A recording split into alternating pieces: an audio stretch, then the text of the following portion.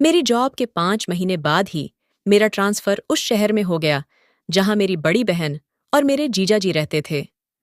मैं उनसे मिलने के लिए बहुत खुश थी क्योंकि मेरे जीजा जी के साथ मेरा बहुत ही फ्रेंडली बिहेवियर था और बहन से तो मेरी हमेशा से ही खूब पटती थी।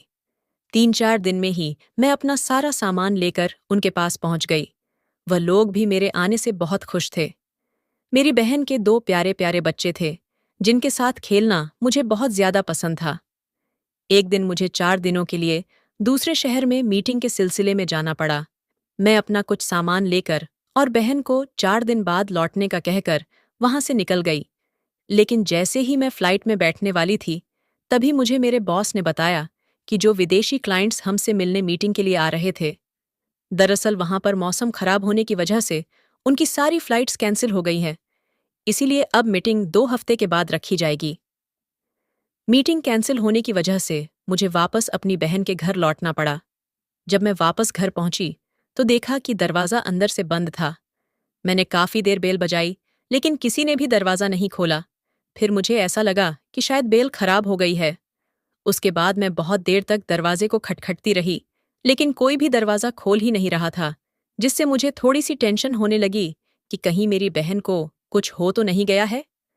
क्योंकि जीजा जी भी अपने ऑफिस एक बार सुबह चले जाते हैं तो सीधा शाम को ही वापस आते हैं, और अक्सर तो वह अपने काम के सिलसिले में शहर से बाहर ही रहते हैं।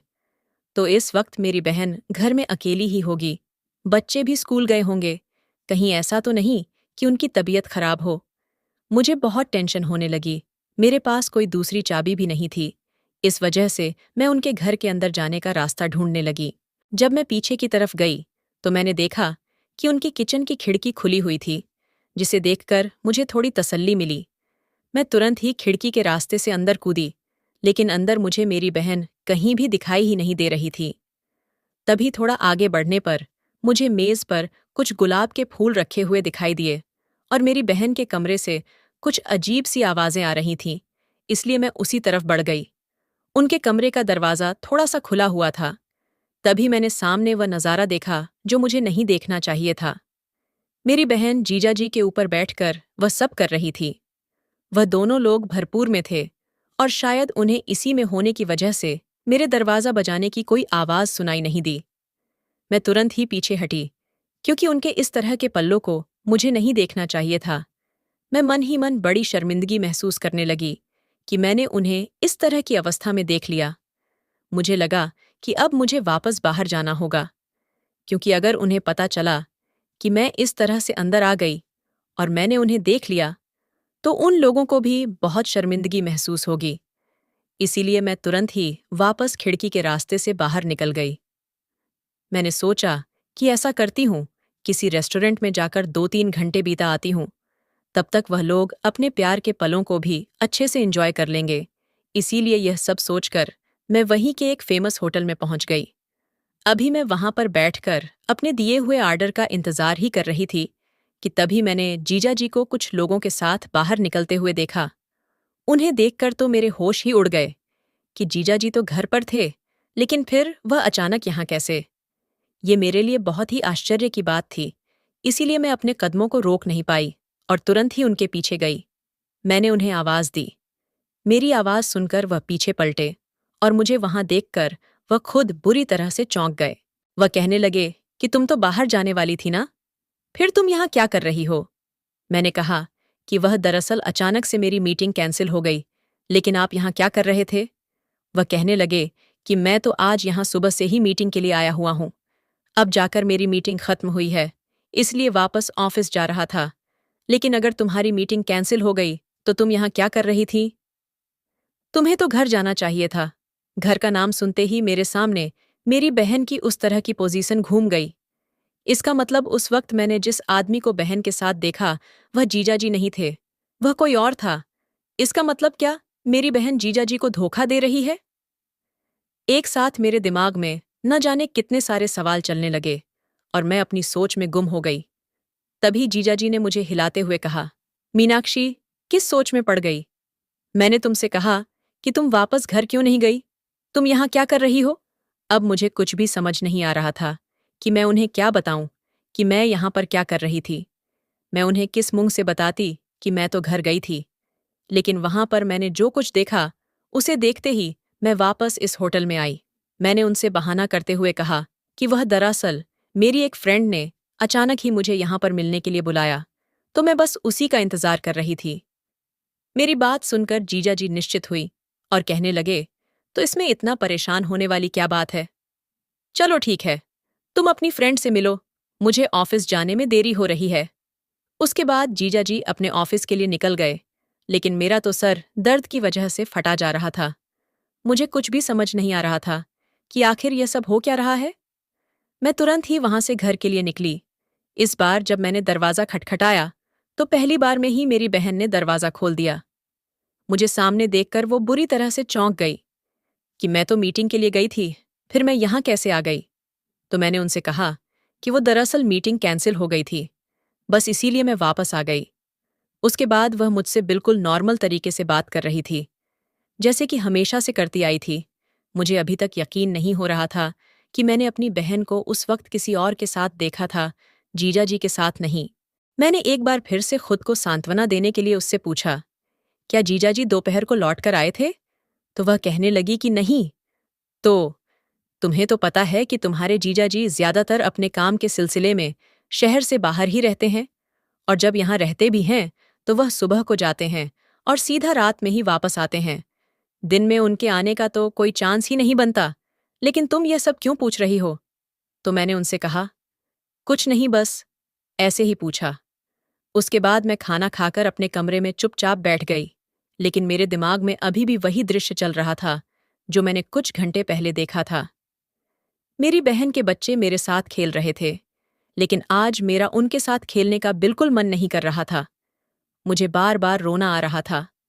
मेरा दिल कर रहा था कि मैं अपनी बहन से जाकर पूछ लूं कि आखिर वह ये सब क्या कर रही है। वह अपने ही हाथों अपने बसे बसाए घर को क्यों उजाड़ना चाह रही है? जीजा जी तो कितने अच्छे हैं, उनकी कितनी कदर करते हैं, उनके लिए किसी भी चीज की कोई कमी नहीं होने देते। फिर आखिर वह उन्हें ऐसा धोखा क्यों दे रही है? लेकिन मैं उनसे कुछ भी नहीं पूछ सकती थी, क्योंकि अभी तक मैं पूरी तरह से पक्के तौर पर यह नहीं कह सकती थी कि मैं जो सोच रही हूं या जो मैंने देखा है, उसमें कहाँ तक कितनी सच्चाई है। मुझे लगा कि अब शायद मुझे इस मामले की तह तक जाना होगा और बहन पर नजर रखनी होगी। मैंने उस दिन से अपनी बहन पर ध्यान देना शुरू किया, तो देखा कि रात को जीजा जी के सोने के बाद उनके फोन पर किसी का फोन आता था और वह चुपचाप छत पर जाकर उससे बातें करती थी। इससे यह तो कन्फर्म हो गया था कि वह किसी से बात करती हैं। उनकी जिंदगी में कोई दूसरा आदमी भी है, लेकिन वह यह सब क्यों कर रही हैं? ये मुझे नहीं समझ आ रहा था। अभी कुछ ही दिन बीते थे कि मेरे बॉस ने मुझे एक जरूरी मीटिंग को अटेंड करने के लिए एक बड़े से होटल में भेजा। मैं अपनी मीटिंग खत्म करके वहां से निकलने ही वाली थी कि तभी मैंने अपनी बहन को रिसेप्शन पर खड़े हुए देखा। उसके बाद वहां पर वह बात करके ऊपर बने रूम की तरफ चली गई। मैंने भी उनका चुपके से पीछा किया, तो देखा कि वह एक कमरे के अंदर चली गई। उसके बाद मैं नीचे रिसेप्शन एरिया में उनका इंतजार करने लगी।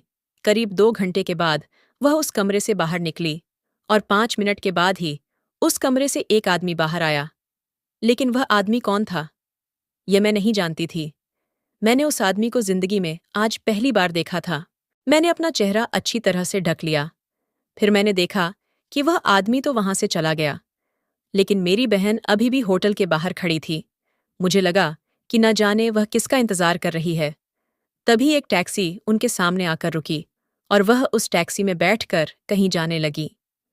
मैंने भी तुरंत ही एक दूसरी टैक्सी बुलाई और उसकी टैक्सी का पीछा करने के लिए कहा। मुझे लगा कि शायद वह घर जा रही होगी, लेकिन घर का रास्ता तो पीछे ही छूट गया था। तो आखिर वह कहाँ जा रही थी?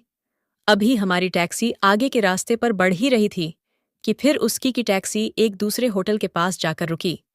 उसके बाद वह टैक्सी से उतरकर होटल के अंदर चली गई। मैं भी तुरंत ही छुपकर उनके पीछे गई। फिर वह लिफ्ट से होते हुए उस होटल के एक रूम के अंदर चली गई और उस रूम से भी वो करीब 2 से 3 घंटे के बाद बाहर आई और उनके साथ में ही एक और आदमी निकला। इस बार इस आदमी को देखकर मेरे होश ही उड़ गए, क्योंकि यह आदमी और कोई नहीं बल्कि रवि था। रवि मेरे बड़े भाई का दोस्त था और वह इतनी दूर यहाँ पर क्या कर रहा था? और मेरी बहन उसे इस होटल के कमरे में ऐसे चुपचाप मिलने क्यों आई थी? मुझे यह सारा माजरा समझ ही नहीं आ रहा था। वह दोनों एक साथ होटल से बाहर निकले, लेकिन अलग अलग टैक्सी में बैठकर कहीं चले गए। मेरे दिमाग ने तो काम करना बंद ही कर दिया था। क्या वह एक साथ कई सारे आदमियों के साथ? मैंने अपने आप से कहा कि मैं ऐसा अपनी ही बहन के बारे में कैसे सोच सकती हूँ। बचपन से लेकर आज तक मैंने अपनी बहन को कभी भी ऐसी कोई हरकत करते नहीं देखा जिससे मुझे उसके चरित्र पर शक हो। लेकिन फिर आज जो मैं अपनी आंखों से देख रही हूं, वह क्या था? वह इन लोगों के साथ होटल के कमरों में जाकर आखिर क्या कर रही थी? शाम को जब मैं लौट कर आई तो मैंने देखा कि वह बहुत ज्यादा परेशान थी। मैंने उनसे पूछा कि आप इतना परेशान क्यों हो? तो कहने लगी, वो मैं घर में रह रहकर बोर हो जाती हूँ। तुम लोग भी अपने अपने काम पर निकल जाते हो और बच्चे भी स्कूल के लिए चले जाते हैं। उसके बाद मैं घर में अकेली रह जाती हूँ। तुम लोगों में से किसी के पास भी इतना टाइम नहीं जो मैं साथ में जाकर बाहर घूम कर आऊं। एक काम करो तुम और तुम्हारे जीजा जी एक दिन अपने ऑफिस से छुट्टी ले लो, फिर हम सब लोग मिलकर कहीं बाहर घूमने जाते हैं। बहुत दिन हो गए मैं कहीं बाहर नहीं गई हूं और बच्चे भी कहीं बाहर घूमने के लिए नहीं गए हैं। मैंने उस वक्त उनसे हाँ, मैं सर हिला दिया। लेकिन मैं अपनी बहन का सफेद झूठ सुनकर दंग रह गई थी, क्योंकि आज ही मैंने उसको कई घंटे तक घर से बाहर घूमते देखा। लेकिन फिर भी वह मुझसे ऐसे जता रही थी कि जैसे ना जाने कितने महीनों से वह घर से बाहर नहीं निकली हो।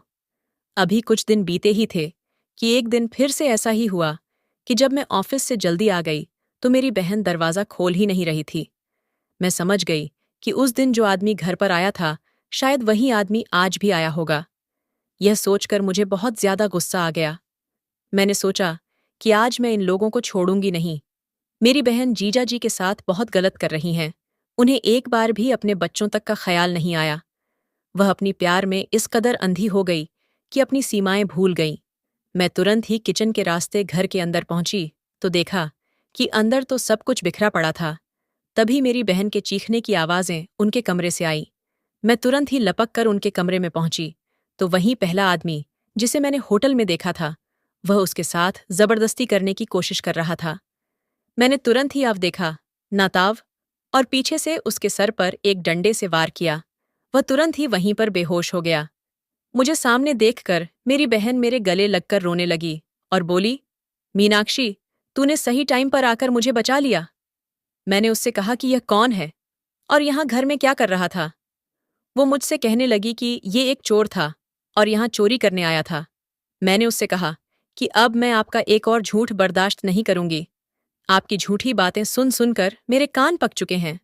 मेरी बात सुनकर वो हैरत भरी नजरों से मुझे देखने लगी।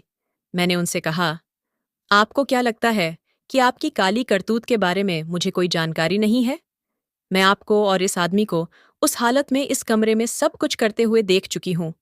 और तो और, मैंने आपको इस आदमी के साथ होटल के कमरे से भी निकलते हुए देखा था। मेरी यह बात सुनकर उसकी आंखें फटी की फटी रह गईं। वह तुरंत ही मेरे पैरों में गिरकर रोने लगी और गिड़गिड़ाने लगी कि मीनाक्षी, इस सब के बारे में अपने जीजा जी को मत बताना। मैं तुम्हारे आगे हाथ जोड़ती हूँ। मेरी गृहस्थी को बर्बाद होने से बचा लो। मैंने उनसे कहा कि अपने यह मगरमच्छ के आंसू कहीं और बहाइए। आपको एक बार भी शर्म नहीं आई ये सब करते हुए? यहां तक कि आप सिर्फ एक इस आदमी के साथ ही नहीं, उस रवि के साथ में भी यही सब कर रही है। आप ना जाने कितने आदमियों के साथ मजे उड़ा रही हैं। अरे, आपके जैसी औरत को तो डूब कर मर जाना चाहिए। वो कहने लगी कि तुम सच कह रही हो। मीनाक्षी, मेरे जैसी औरत को जिंदा रहने का कोई हक नहीं है। उसके बाद वह तुरंत ही दौड़कर अपनी अलमारी के पास पहुंची और उन्होंने उसमें से एक गन निकाल ली और अपने सर पर गन चलाने ही वाली थी कि तभी मैंने उनका हाथ पकड़कर उनसे गन को छीन लिया। ये सब देखकर मैं भी बुरी तरह से घबरा गई। मैंने उनसे कहा कि अगर आपको अपने की पर इतनी ही शर्मिंदगी है तो आप ये सब आखिर कर ही क्यों रही थी? वह कहने लगी कि यह सब मैं अपनी खुशी से नहीं कर रही थी, बल्कि मैं मजबूर थी, क्योंकि यह आदमी मुझे ब्लैकमेल कर रहा था। ब्लैकमेल की बात सुनकर मैं तो दंग रह गई। मैंने कहा कि आपको यह ब्लैकमेल कर रहा था, लेकिन क्यों? आखिर किस वजह से? उसने कहा कि आज मैं तुम्हें सब कुछ बताऊंगी, लेकिन वादा करो कि तुम मेरी मदद करोगी। क्योंकि मैं इस जाल में इतनी बुरी तरह से फंस चुकी हूं कि अब इससे निकल पाना मेरे अकेले के बस की बात नहीं है। मैंने उनसे कहा कि अगर आप मुझे सब कुछ सच सच बताएंगी तो ही मैं आपकी मदद करूंगी। उसके बाद मैंने और मेरी बहन ने उस आदमी को एक कुर्सी पर अच्छे से बांध दिया और उसके मुंह पर अच्छे से कपड़ा लपेट दिया। मैंने अपनी बहन को पानी पिलाया और उन्हें थोड़ा शांत किया। उसके बाद उन्होंने मेरे सामने अपने अतीत के वह पन्ने खोलने शुरू किए जिनके बारे में आज तक कोई नहीं जानता था। उसने कहा कि शादी से पहले जीजाजी उन्हें बहुत प्यार करते थे। आए दिन कभी पार्टी ऑर्गेनाइज करते थे तो कभी उन्हें बाहर घुमाने लेकर जाते थे। लेकिन बच्चे होने के बाद जीजाजी ने उन पर ध्यान देना बिल्कुल ही बंद कर दिया। उन्होंने इस चीज की कई बार शिकायत की कि वह उन्हें समय नहीं देते, लेकिन वह हर बार उन्हें यही जताते हैं कि वह उनके लिए ही तो यह पैसे कमा रहे हैं, और फिर रुपए पैसे की जब कोई कमी नहीं है तो फिर वह उनसे शिकायत क्यों करती रहती है। मैंने उन्हें कई बार समझाने की कोशिश की कि सिर्फ पैसा ही सब कुछ नहीं होता है। पैसे से हर ख्वाहिश पूरी नहीं की जा सकती है, उन्हें उसकी समय की जरूरत है। लेकिन जीजाजी यह बात समझने को तैयार ही नहीं थे। इस दौरान माँ की तबीयत खराब हुई तो उन्होंने मुझे कुछ दिनों के लिए अपने पास बुला लिया, क्योंकि उस वक्त मैं भी इंजीनियरिंग कॉलेज में थी और भाभी के पिताजी का देहांत हो जाने के कारण भैया और भाभी भी उनके मायके गए हुए थे, जिस वजह से माँ बिल्कुल अकेली थीं। उसके बाद जब मेरी बहन वहां पहुंची तो बच्चों का ध्यान रखने के लिए भैया का दोस्त रवि अक्सर घर आ जाया करता था। न जाने कैसे, लेकिन उसने मेरी बहन के चेहरे की उदासी को भांप लिया। उसने धीरे धीरे उससे दोस्ती करना शुरू कर दिया। मेरी बहन को भी उसका साथ अच्छा लगने लगा। वह बच्चों का भी बहुत ध्यान रखा करता था और बच्चे उससे बहुत ज्यादा खुश थे। एक तरह से जो खुशियां, जो क्वालिटी टाइम मेरी बहन को अपने पति से चाहिए था और वह चाहती थी कि उनके बच्चों को उनके पति दे, वह इस समय रवि उन्हें और उनके बच्चों को दे रहा था। इसी बीच जब उन्हें फिर वापस वहां से आना पड़ा तो रवि ने उन्हें प्रपोज कर दिया, जिसे सुनकर वह बुरी तरह से चौंक गई और उन्होंने उसके प्रपोज को साफ इनकार कर दिया। रवि ने उन्हें समझाने की कोशिश की कि कम से कम हमारे बीच अच्छी दोस्ती तो रह सकती है, लेकिन मेरी बहन ने कहा कि अब मैं तुमसे दोस्ती भी नहीं करना चाहती, और उसके बाद वह वहां से वापस यहाँ आ गई। लेकिन यहाँ आने के बाद जीजाजी का अभी भी वही रवैया था। मेरी बहन ने कई तरीके अपनाए ताकि जीजाजी उन पर ध्यान देना शुरू करें, लेकिन उन्हें तो किसी भी चीज से कोई मतलब नहीं था और इधर उसको अकेलापन खाए जा रहा था। वही रोज की बोरिंग जिंदगी से वह पूरी तरह से ऊब चुकी थी। उन्हें लगने लगा कि शायद वह धीरे धीरे डिप्रेशन का शिकार हो रही है। फिर एक दिन अचानक ही रवि का उनके पास फोन आया। उसने सबसे पहले तो अपनी उस दिन की बात के लिए माफी मांगी और फिर उसने कहा कि हम एक अच्छे दोस्त तो बनकर रह ही सकते हैं, क्योंकि मुझे तुम में एक अच्छा दोस्त हमेशा से ही नजर आता था। मेरी बहन ने सोचा कि दोस्ती में तो कोई बुराई नहीं है, और फिर उस दिन से उनकी रवि से बातचीत शुरू हो गई। धीरे धीरे रवि उनसे मिलने के लिए आने लगा, लेकिन रवि का घर आना जीजाजी को पसंद नहीं आया, इसलिए उसने रवि से घर आने को मना कर दिया। तो रवि ने उससे मिलने के लिए होटल का रास्ता चुना, और जब एक दिन वह होटल में रवि से मिलने के लिए गई तो उस वक्त उन्हें जैसे ही रवि से थोड़ा सहारा मिला तो उनके कदम बहक गए और फिर वह सब कुछ कर बैठी जो उन्हें कभी नहीं करना चाहिए था। उसके बाद तो यह एक सिलसिला सा चल पड़ा। रवि ने उन्हें समझाया कि इस सब में कोई भी बुराई नहीं है, क्योंकि इससे तुम्हें भी सुकून मिलता है और उसे भी। उसके बाद जब वह दोबारा से अपने मायके गई तो फिर उन दोनों का आपस में एक बार फिर से मिलने का मन करने लगा, लेकिन आखिर वह वहां पर कहाँ जाते। उन्हें यह बात समझ नहीं आ रही थी, इसलिए रवि ने अपने एक दोस्त का घर एक दिन के लिए किराए पर लिया। उस दिन उसका दोस्त शहर से कहीं बाहर गया हुआ था और फिर वह उसको लेकर उस घर में चला गया। वहां पर दोनों ने अपने अय्याशी पूरे किए और फिर वह दोनों वापस आ गए। वापस आने के बाद मेरी बहन फिर से अपनी उसी रोज की जिंदगी में लग गई, और फिर एक दिन रवि का उनके पास फोन आया और उसने जो खबर उसको सुनाई उसे सुनकर तो उनके पैरों तले जमीन निकल गई। रवि ने बताया कि उसके दोस्त मानव ने हम दोनों का उस तरह का वीडियो तैयार कर लिया है। दरअसल वह लोग जब लास्ट टाइम उसके घर पर गए थे तो उसने वहां पर कैमरा लगा दिया था, जिसमें अब उनका वीडियो रिकॉर्ड हो चुका है और अब वह रवि को ब्लैकमेल कर रहा था। ये सुनकर तो उसके होश ही उड़ गए। उसने तुरंत ही जीजाजी से बहाना बनाया कि वह 2-3 दिन के लिए मायके वापस जाना चाहती हैं। जीजाजी ने उन्हें इजाजत दे दी। उसके बाद वह जब वहां पहुंची तो रवि के दोस्त मानव ने उनके सामने यह शर्त रख दी कि वह यह वीडियो एक शर्त पर ही किसी को नहीं दिखाएगा। अगर वह जो रवि के साथ करती आ रही है वही सब मानव के साथ भी करें। यह सुनकर तो उसके पैरों तले जमीन निकल गई, लेकिन फिर वह मजबूर हो गई और उन्हें मजबूरी में वह सब मानव के साथ भी करना पड़ा। उसके बाद तो उन्हें लगा कि अब शायद उनका इस सब से पीछा छूट जाएगा, लेकिन ऐसा कुछ भी नहीं हुआ। फिर तो यह सिलसिला चल पड़ा। मानव ने मुझे ब्लैकमेल करके डरा धमकाकर मेरे घर का पता भी मुझसे जान लिया, और फिर तो वह जब उसका मन करता तब घर आकर मेरे साथ वह सब करने लगता। और अब धीरे धीरे वह मुझसे पैसों की डिमांड भी करने लगा है, जिससे अब मैं बहुत तंग आ चुकी हूं। अब मुझे ऐसा लगता है कि मैं एक जाल में फंस चुकी हूं। इधर मैं रवि को भी कुछ नहीं बता सकती थी, क्योंकि अगर मैं उसे बताती कि मैं उसकी पीठ के पीछे मानव के साथ भी यही सब अभी तक करती आ रही हूं, तो वह मुझे धोखेबाज समझता, जबकि मैं एक धोखेबाज नहीं हूं। इतना कहते ही वह फूट फूट कर रोने लगी। तभी मैंने देखा कि मानव को होश आ गया। मैंने उससे तुरंत ही उसका फोन छीना और उसके फोन में पड़ा हुआ वह वीडियो डिलीट कर दिया। मैंने उससे कहा कि अब आज के बाद अगर तू मेरी बहन के आसपास भी नजर आया तो मैं तेरी पुलिस में कंप्लेंट करूंगी। मेरी बात सुनकर वह जोर जोर से हंसने लगा।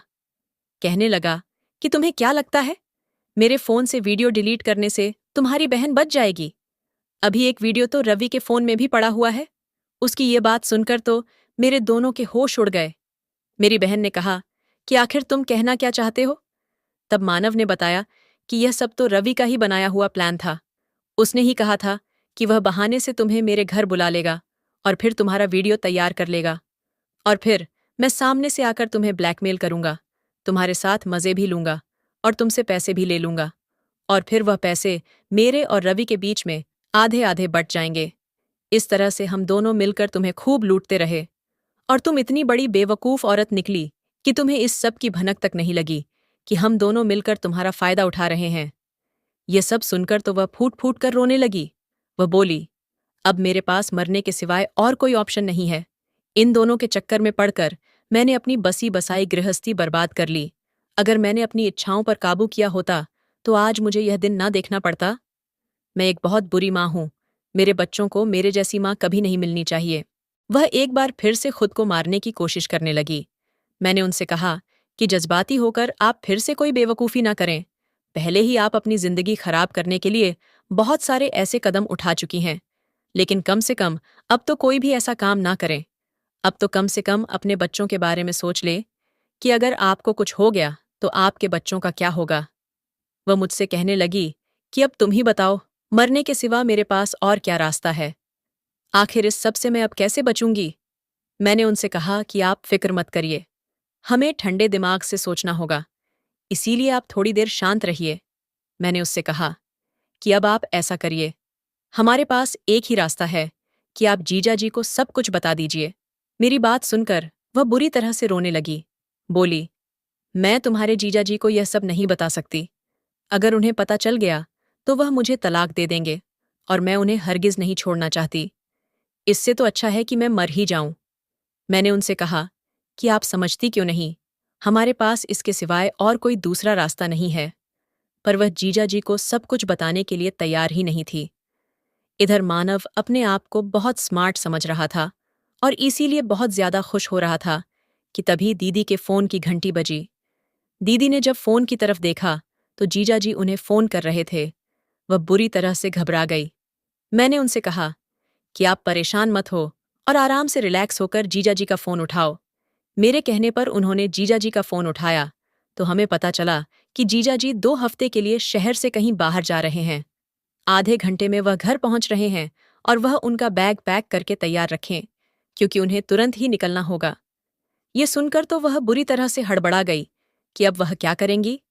और इधर मानव भी सामने बैठा हुआ था। मैंने उनसे कहा कि आप बिल्कुल परेशान मत होइए, आप पूरे घर की सारी चीजें सही से रख दीजिए और मानव को हम दोनों लोग अपने कमरे में बंद करके रखेंगे जब तक कि जीजा जी चले नहीं जाते। उसके बाद हम लोगों ने ऐसा ही किया। जीजा जी इतनी जल्दबाजी में थे कि उन्होंने किसी भी चीज पर कोई ध्यान नहीं दिया। घर आते ही सीधा अपना बैग उठाया और तुरंत ही निकल लिए। तब हम दोनों ने थोड़ी देर चैन की सांस ली। मैंने अपना कमरा अच्छे से बंद कर दिया और मानव को भी बहुत अच्छे से बांध दिया था। मैंने उससे कहा कि तुम रवि को तुरंत ही फोन करके यहाँ बुलाओ। उसे कहो कि आप बिल्कुल अकेली हैं और इसलिए आप उसके साथ कुछ समय बिताना चाहती हैं। उसने मेरे कहे अनुसार वैसा ही किया और रवि, जो कि हमेशा ही इस चीज के लिए तुरंत तैयार हो गया, वह अगले दिन ही घर आ चुका था। मेरी बहन ने उसको चाय बनाकर पिलाई। मैं भी छुप गई थी और छुपकर ही मैंने उसकी चाय में नशीली दवा मिला दी। चाय पीते ही वह अपने होश खोने लगा। उसके बाद मैंने पुलिस को फोन करके बुला लिया और उन्हें बता दिया कि यह लोग किस तरह से मेरी बहन को ब्लैकमेल कर रहे थे और उनका गलत तरीके का वीडियो बना लिया। उसके बाद पुलिस ने रवि के फोन से भी उस वीडियो को डिलीट कर दिया। मेरे बहुत रिक्वेस्ट करने पर पुलिस वाले इस बात के लिए तैयार हो गए कि आगे की जो भी कार्रवाई होगी उसकी सारी जानकारी वो सिर्फ मुझे ही देंगे और घर पर किसी को भी नहीं भेजेंगे, क्योंकि अगर इस सब के बारे में मेरे जीजा जी को कहीं से भी पता चल गया तो मेरी बहन की जिंदगी बर्बाद हो जाएगी। उसके बाद पुलिस मानव और रवि दोनों को अपने साथ पकड़कर ले गई और उन पर केस चलने लगा। इधर जो भी सबूत और मेरी बहन की गवाही जो उन्होंने कोर्ट में दी, उसके बिना पर मानव और रवि दोनों को 10-10 साल की सजा हो गई। इस केस से जुड़ी जितनी भी कार्रवाई थी उसको मैंने ही हमेशा आगे से जाकर हैंडल किया, ताकि जीजाजी को इन सब चीजों के बारे में बिल्कुल भी पता न चले। मेरी बहन दिल ही दिल में बहुत शर्मिंदा थी और अपनी नज़रों में पूरी तरह से गिर चुकी थी। पर मैंने उन्हें समझाया कि आपने जो गलती की है अब उसकी कोई माफ़ी तो नहीं है, लेकिन अपने आप से वादा करिए कि अब आप शिवाय जीजाजी के और किसी के बारे में भी नहीं सोचेंगी। उन्होंने मुझे बहुत बहुत शुक्रिया कहा, क्योंकि मेरी ही वजह से उनकी बसी बसाई गृहस्थी उजड़ने से बच गई थी। और उन्होंने मुझसे वादा भी किया कि अब वह सिर्फ और सिर्फ अपने बच्चों और अपने पति पर ही ध्यान देगी। मानव और रवि को उनके की सजा मिल चुकी थी और इधर मेरी बहन को भी सबक मिल चुका था।